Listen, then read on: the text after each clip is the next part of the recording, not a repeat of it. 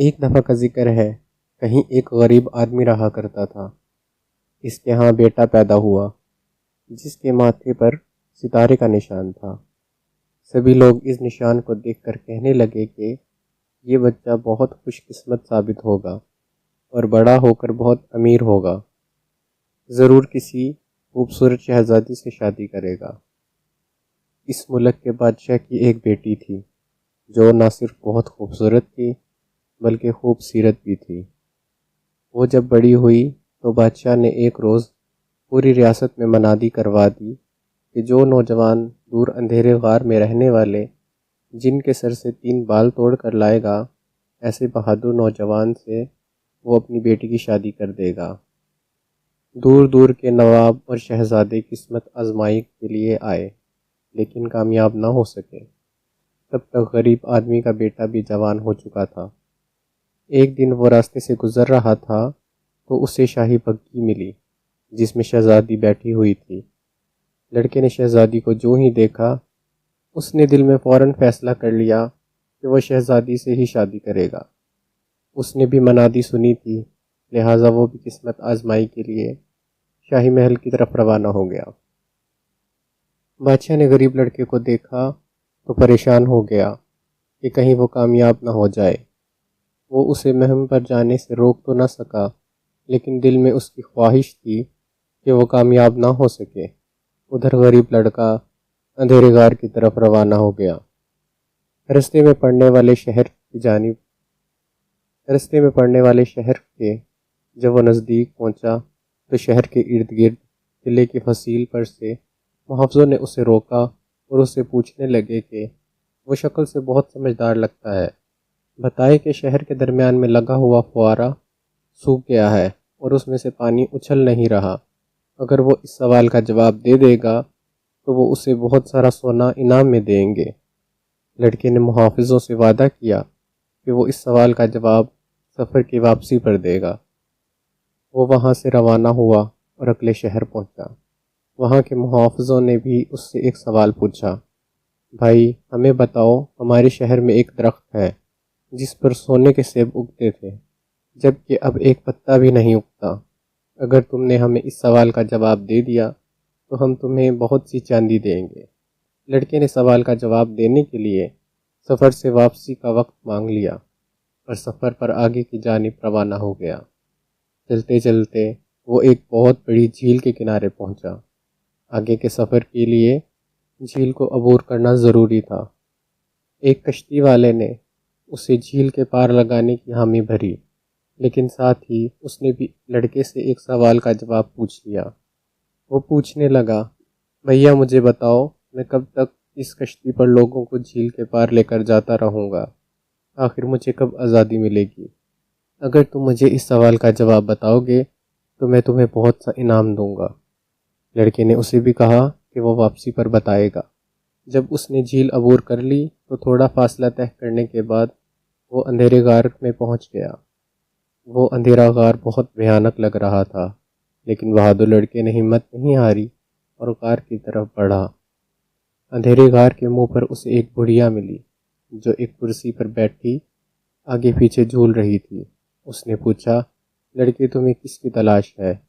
لڑکے نے بتایا کہ وہ جن کے سر سے 3 سنہری بال توڑنے آیا ہے۔ بڑھیا نے اسے کہا، یہ بہت مشکل کام ہے، لیکن میں نے تمہارے ماتھے پر ستارے کا نشان دیکھ لیا ہے۔ میں جن کی دادی ہوں اور میں تمہاری مدد کروں گی۔ لڑکا جلدی سے بولا، دادی مجھے یہ معلوم کرنا ہے کہ شہر کا فوارہ کیوں سوکھ گیا ہے اور دوسرے شہر کے درخت پر سونے کے سیب کیوں نہیں لگتے اور کیوں کشتی والا آزاد نہیں ہو سکتا۔ لڑکی بولی، یہ بہت مشکل سوالات ہیں، لیکن جن جب غار میں آئے گا تو تم بھی بہت غور سے سننا جو وہ کہے گا۔ یہ کہہ کر دادی نے جلدی سے اسے ایک چونٹی کی شکل میں تبدیل کر دیا اور اپنی قمیض کی آستین میں چھپا لیا۔ رات ہوئی تو وہ جن غار میں واپس آیا۔ وہ غار میں داخل ہوتے ہی بولا، مجھے کسی انسان کی بو آ رہی ہے دادی۔ پھر اس نے غار میں ادھر ادھر بہت دیکھا، لیکن جب اسے کوئی نہیں ملا تو اس نے دادی کی گود میں سر رکھا اور گہری نیند سو گیا۔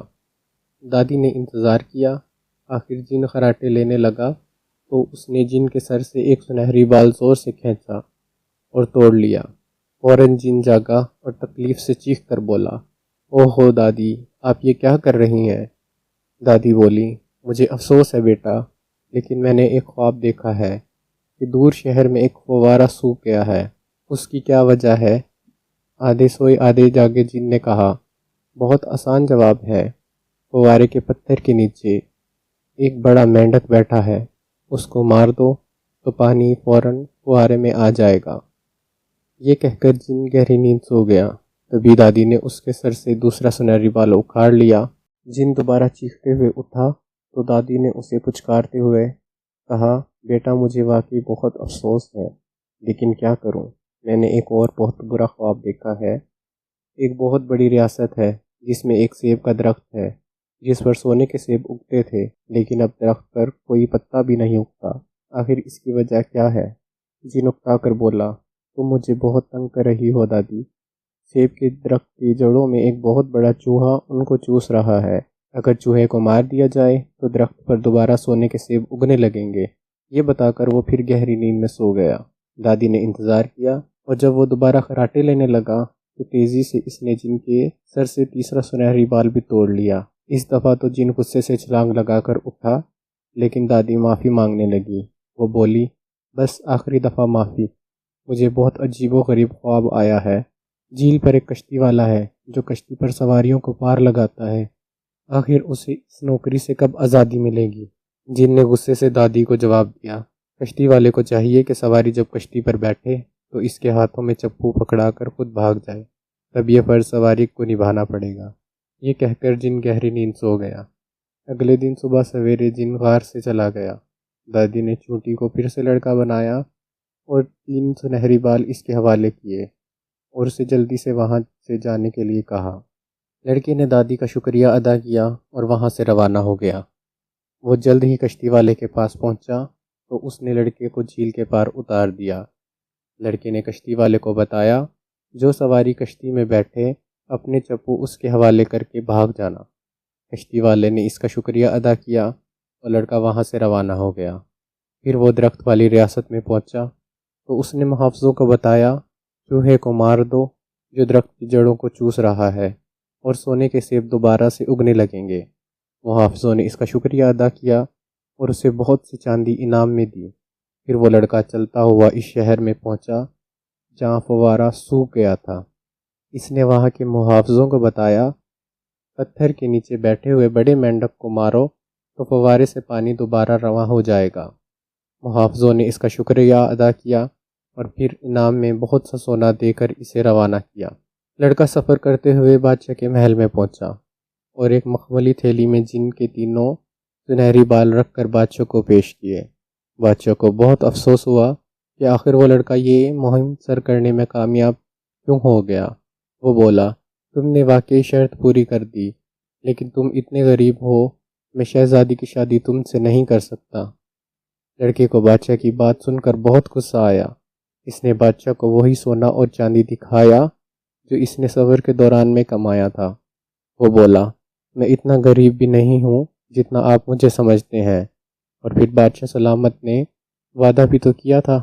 جب لالچی بادشاہ نے اتنا سونا اور چاندی دیکھا تو وہ سب کچھ بھول کر لڑکے سے پوچھنے لگا کہ آخر یہ اسے کہاں سے اور کیسے ملا۔ لڑکا جلدی سے بولا، بادشاہ سلامت، جھیل کے کنارے آپ کشتی والے سے کہو گے تو وہ آپ کو پار لے جائے گا، اور جھیل کے پار آپ کو سونے اور چاندی کے پہاڑ نظر آئیں گے۔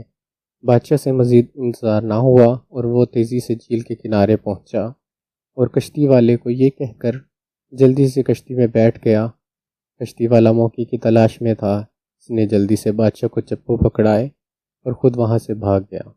بادشاہ کے بارے میں میرا اندازہ ہے کہ وہ ابھی تک کشتی میں سواریوں کو جھیل کے آر پار لے جا رہا ہوگا۔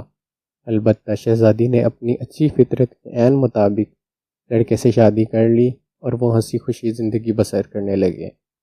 اگر آپ کو ہماری یہ کہانی اچھی لگی تو اسے لائک کریں اور اپنے دوستوں کے ساتھ شیئر کریں اور ہمارے چینل کو سبسکرائب کریں۔ شکریہ۔